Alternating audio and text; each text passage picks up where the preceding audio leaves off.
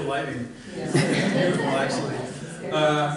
It's great to be here. It's always, I really feel like it's a true honor and privilege to get to come and be a part of the Unity service and to have the privilege of sharing my reflections with you all in the hope that we continue to create Christ consciousness in our lives, in our community, and in the many hundreds and thousands of people that we touch every day, every week, every month, all year long. So it is really a delight to be here. I also really want to just continue to send abundant blessings to Brendalyn as she continues to recharge and have time on sabbatical, and just bless her in her time that she spends on sabbatical. She's just such a delightful person, delightful leader, and a privilege to really to know her. So today my talk is on the soul of abundance and the spirit of money.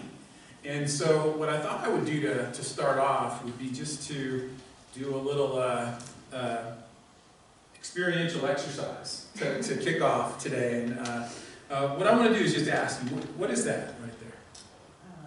Appears to be a $100 bill. It appears to be a $100 bill.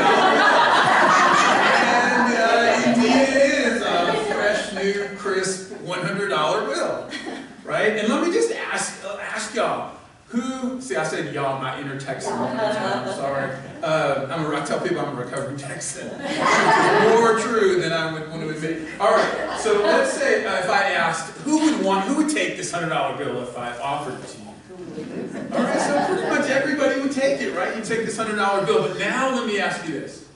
Let's say I took this $100 bill and I scrunched it up and I punched it around a little bit, maybe give it a few kicks. Who would take it now? Y'all would still take this crumpled up, beaten up old thing? Yeah. Why? But what's the catch? We'll get to that. Would you take it still? How come? Why would you still take it? It's still worth $100. It's still worth $100. Exactly. It still has the same value, right? So let's say I took this $100 bill. Let me give an interesting perspective. If you gave me the $100, I would want to give you something back to exchange that. Oh, right. So if I give something away, then you would just naturally want to give something back in return. That sort of natural flow of energy. Exactly. Very good. So let's say now, though. Now this carpet, you know, it looks like it's nice carpet, but it looks like it's been here for a little while, right? So what if I took this $100 bill, which I'm not going to do, but what if I took it and rolled it along the carpet and got it right down there and picked up maybe some of the little germs and gunk on the carpet, kind of bounce along the bottom, so to speak? Who would still take this $100 bill? Right, everybody would. Why?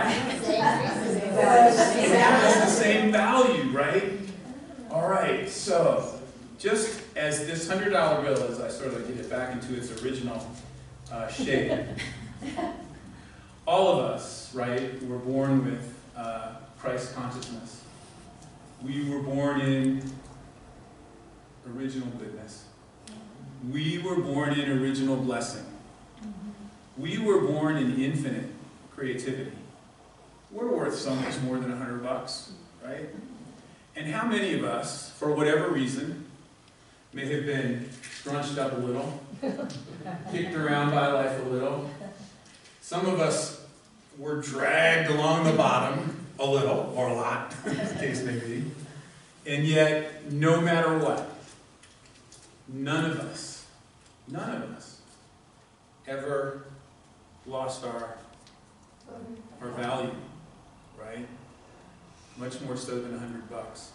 Now, I always, and I really appreciate what you said because this is part of it, I always give away this $100 whenever I do this to the first person whose hand that I see go up. And in this case, it was Catherine's. And you are worth it.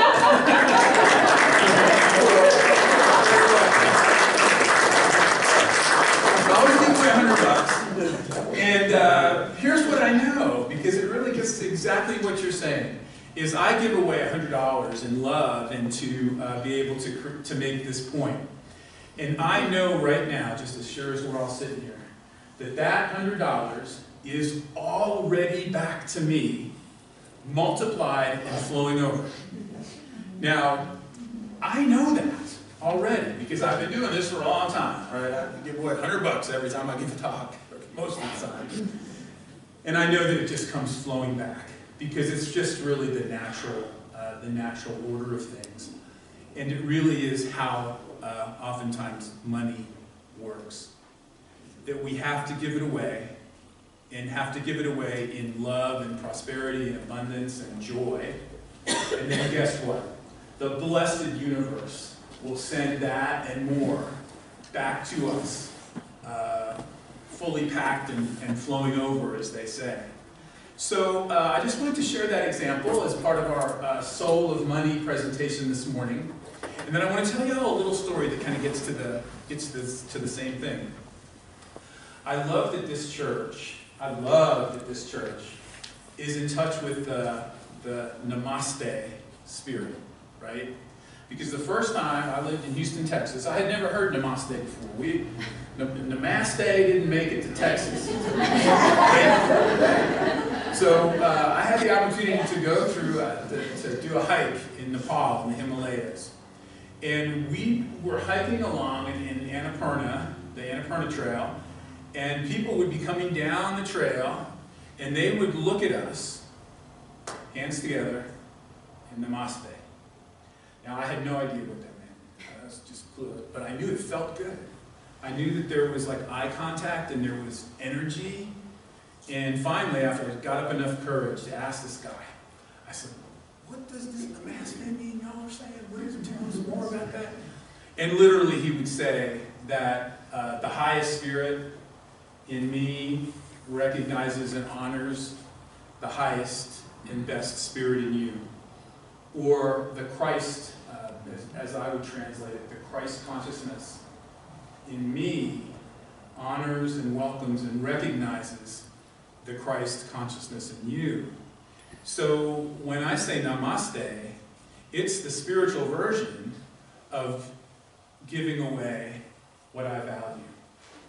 That I, as a starting point, and this is a wise financial decision, is the starting point is for us, for me, to see the highest and best good in you. Because when we start from that point, which I have to say is not always the starting point that any of us, certainly not myself, start from, but when I start from that point of I'm going to see the highest and best in you, there's this amazing thing that happens.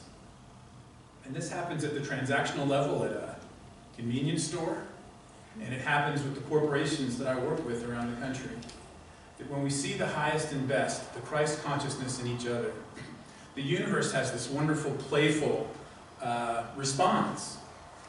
This loving, kind, generous, infinitely abundant universe says, wow, this guy or this woman, this person, sees the highest and best good in me.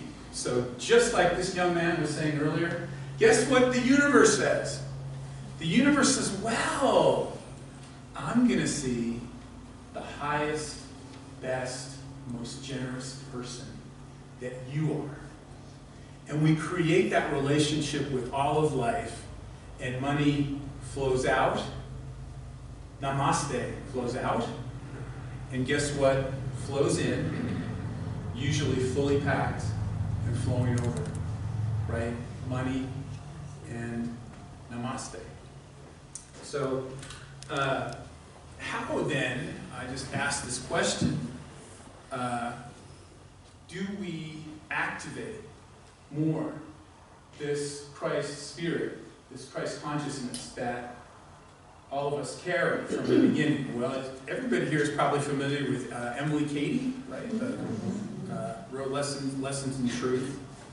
And she talks about this Namaste spirit. She kind of talks about it this way. It says, God, our source, is life, love, intelligence, substance, omnipotence, omniscience, and omnipresence. Right? So I'm a covering Catholic. So anytime I hear the omnis, I start waiting for the lightning bolts. we could need we could use a lightning bolt, but I always wait for the lightning bolts. But what is Emily Cady saying when she says omnipotence, omnipresence? What she's saying is that, and I love, being here and talking to you guys, because what we're saying is this is not sort of a theological theory, that like we really know it. We really know that when somebody says omnipresence, that means God, Creator, is fully present in all times, all places, all people. So, by definition, there is no place that God is not. Some of you have probably heard of Stretton Smith, the 4T Unity minister from, he's passed away, but he was from Northern California. And he always used to say, God is not only this beautiful sanctuary, not only when we wake up in the morning, not only when we may wake up at night, God is everywhere. And he always would say, well, God is even as fully present in my big toe as he or she is in every other part of creation. I never really liked that big toe thing, but still, he was always making the point that God is everywhere, right? Not just in some places. So, I went back and looked at how different faith traditions talked about this source that all of us come from. And I thought this was pretty cool because all these words end in like a breath. Like from all these faith traditions, the message is that the Creator breathed life into everything. The Creator didn't sort of give us a pat on the back and said, okay, go, right? Or said, hey, let there be light. Breathe life into yes. So, in the Hebrew tradition, the word that literally means breathing life into being, the word made flesh, the word is ruah. Ruah, breath, the breath specifically of God. In Hawaii, aloha, the aloha spirit, breathing life and beauty into all things. Aloha.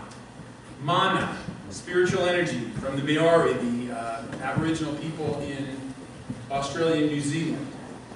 Prana, the Sanskrit word, energy of God. Dharma, the way of creation. All of these words, breathing life into us. So that is such a very, very, very personal expression of God breathing this Christ consciousness of infinite love, infinite kindness, infinite beauty, infinite creativity, infinite abundance, infinite divine energy. Infinite is this breath in our source. So that not only is instructive, I think, in how important it is for us to do what?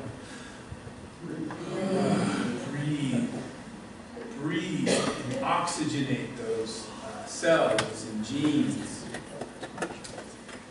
And knowing that God, that all of these things, this full presence. So if you could imagine it maybe like as pools, like as individual pools or individual wells that all of us can drink of at any time. And guess what? These infinite pools of kindness, of creativity, of love, of beauty, of abundance, of generosity, of expansiveness, of acceptance. Here's the amazing thing. And again, y'all know this is not theory. That's what I love about unity is we're not talking about this as if it's something that happens somewhere else. It's in here. It's in us. Could you imagine if those pools that are in every cell of our body, God is not anywhere. God is everywhere. As much in the cells of my body as anywhere else in the vast, expansive universe. And God is infinite. So all of these attributes that make us human, fully human, are infinitely available. The source never expires. The source never dries up. The source, by definition, by who the Creator is, never, ever, ever, ever, ever goes away. It's always here. So now if you're like me, you think, well, like this morning, I woke up this morning and I just had an overwhelming week.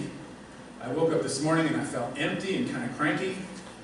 And I opened my eyes and I thought, I need church today. And that was immediately followed by the remembrance that, oh, you are the speaker today. I better get it together. So I literally went to each of these pools, these infinite pools, and affirmed. So how do we activate this energy that is with us all the time? So I literally imagined going to these pools.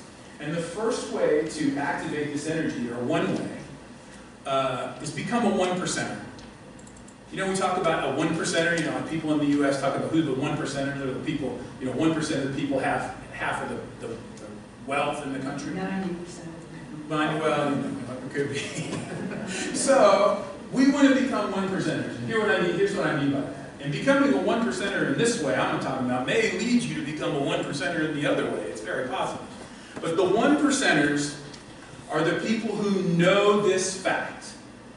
And I often get it backwards in my life. I think it's my job to do 99% of the work in my life, and sometimes for others, which they often don't appreciate, to do 99% of the work for this higher power with infinite resources. Infinite resources. So the one thing that this power wants from us to activate is for us to do the 1% and allow this beautiful, infinitely generous power to do the rest. So if I'm a 1%er, you know what my 1% is? My 1% is what the divine higher power, Christ consciousness, I believe, wants from me and from others. And that is, it's hard. Just to say yes. Yes. I want your help. I want to affirm that I am, through you, infinite prosperity. I am, through a higher power, through Creator, through Christ consciousness, infinite love, infinite abundance, infinite joy, infinite love, infinite kindness, all the stuff that makes humans pretty cool to be human. So it's infinite. So what's one way to activate that power is be a 1%er. Just say yes and surrender. All God needs is the yes. Now what happens is if you're like me, I have this syndrome called PBS. It's in the diagnostic statistical manual. No, it's not. PBS, pit bull syndrome. And what pit bull syndrome is I get a picture of something that I want in my life. And it's usually pretty good. Work good for me, good for others. And I hang on to it like a pit bull, right? And so this infinite divine power doesn't have anywhere to get in. So I just say, let me just offer this 1% and say yes, and then sometimes just get out of the way. Another way to activate it, if you want to be a 1%er, is to create this tool called a God box. Some of you may have heard of a God box before, but this is, it's like very powerful. If there are things that you are worried about, where you feel like you're on the 99% or have that pit bull syndrome, a God box is something that you can create. It can be out of a shoe box or it can be out of any box. That you can just imagine that the divine presence is in that box. and you write down whatever it is that you may be worried about at that time, whether it's in business or relationship or whatever the case may be, and you put it in that God box and you say, okay, God, for 6 months, I'm giving this to you. I'm giving this to you. And then you just put it in there and you just sort of make a commitment that I'm not going to worry about that again for 6 months. And if you go back in 6 months and take those things out of that God box, you will be amazed that the infinite source of abundance and generosity and healing and hope will have resolved many times those issues that are in the God box. So to activate this infinite power that's literally in every single one of ourselves, whether it's when we wake up scared in the middle of the night or when we're sitting in, oftentimes in boardrooms, that in my case, in boardrooms working with large corporations, I activate, I invite, I say yes to the 1%. And it was really amazing, too, that these lights were off this morning, because then we come in, we start the prayer process, and the lights come on, but as you said earlier, it was we are the light. And sometimes the challenges is when I walk into a situation, and oftentimes they're corporate situations, and I think, what the heck am I doing here? It doesn't feel like there's a lot of light here. It feels like the pit bull syndrome going on writ large. And then I remember, just like in the places inside me that need Christ consciousness, that I believe that the universe places us strategically and elegantly in places where we bring the Christ consciousness. We bring it. So we affirm silently, and then sometimes even maybe not silently, that when scarcity consciousness comes in, we affirm that there is infinite abundance. When fear comes in, we affirm that there is infinite love. And when there's lack of creativity or control happening, we affirm that there's infinite creativity. So we bring it. We are essentially the light. We are the hand of God in those circumstances. The other way to activate it, I'm just going to give one more, and then this afternoon we're going to talk a lot about these. But there's one more that I just want to share with everybody who's here, because you could, if you wanted to, you could literally go home and do this afternoon. And I just know that this will pay you dividends for immediately and for many years to come. So here's one more suggestion, one more practical suggestion, is if you have a moment to go home and write on the top of a piece of paper, my bliss list. My bliss list. And on that list, write a minimum of 30 things that you absolutely just love, that give you bliss, that make you feel like you are in your own skin, that you just love, love, love doing.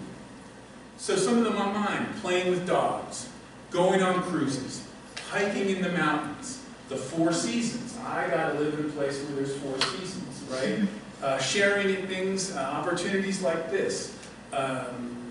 Cool art. I love Native American and Aboriginal art. All the kind of things for you. For some people it's cooking a good meal. For some people it's going to a good movie. For some people it's reading a good book. Whatever it is. Whatever it is. At least 30. Okay? At least 30. And then, if you so choose to, and here's what I think I may have shared this here before. Those things that give you bliss, perhaps, and I always say, this is just my opinion, but I'm right, that those things were installed by the Creator to help guide you in the experiences and service that are innately in your own spiritual DNA. The things that are your bliss.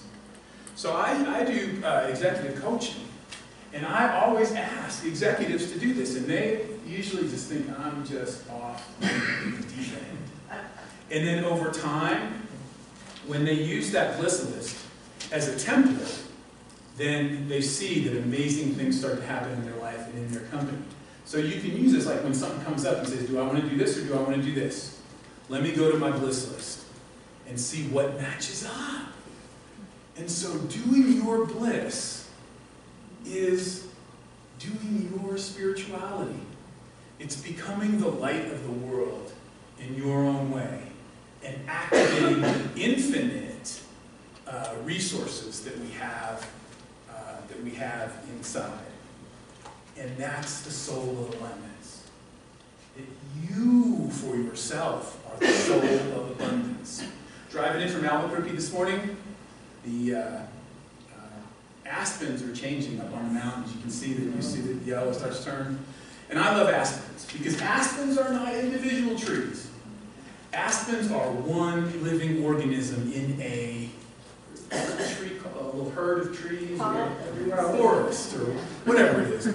They're all connected at the root, but they all express in their own divine chargedness of divinity. They all express in their own way. So the soul that we all share under the roots, that's this infinite generous source. And we all share it in a different way. And what's one way to learn how we can share it is doing that bliss list. So that's the soul, that's the soul of abundance, right? Now, let me say just one thing about the spirit of money. Right? We give away 100 comes in, or more. The spirit of money is what we make of it. Money's neither good or bad. We've all heard things like money is the root of all evil, rich people are greedy and all that untruth. The truth is, money can be beautiful when we inspirit it by having it and giving it and using it in a way that support our core values and the values of the Creator. Which I would say, again, infinite kindness, infinite creativity, infinite love, infinite beauty, infinite generosity, infinite divine energy, and infinite acceptance and infinite blessing, just to name a few faces of the divine spirit. So that's the spirit of money, but what's important is that serves as divine energy. So let me just close, because if you're like me, you may have things like, well, that sounds good for other people, but for whatever reason I can't do it. I used to think, I was always one of those old souls, I thought, well, I can't do this because I'm in high school, and I can't do this because I'm too old, I'm in college, and I can't do this because I'm too old. So now I'm getting older, and I know I can do this, right? Because in spirit time, we're all the same age, right? We're all the same age. So this is a poem by the 14th century mystic, Kabir. And it says, the soul, like the moon, is new, and always new again. And I have seen the ocean continuously creating. Since I scoured my mind and my body, I too know I am new, each moment new. My teacher told me one thing: live in the abundance of the soul. When that was so, I began to be free to create, to connect, and to dance.